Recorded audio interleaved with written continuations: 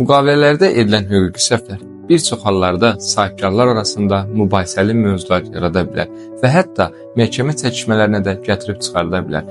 Bu səbəbdən dolayı sahibkarlar çalışmalıdır ki, müqavilələrdə hüquqi səhvlərə yol verilməsin. Müqavilələrdə ən çox hüquqi səhvlərə yol verilən həmin hüquq pozuntuları bunlardır.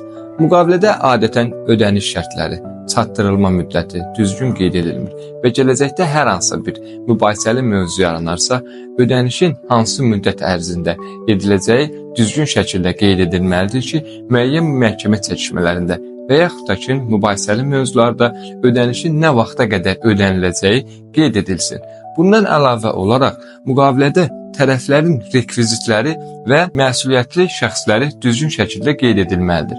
Çünki ödənişi ödəyən və ödənişi qəbul edən tərəflər rekvizitlərə uyğun olaraq ödənişi etməlidir ki, bu da pul vəsaitinin düzgün hesaba oturmasına gətirib çıxardır.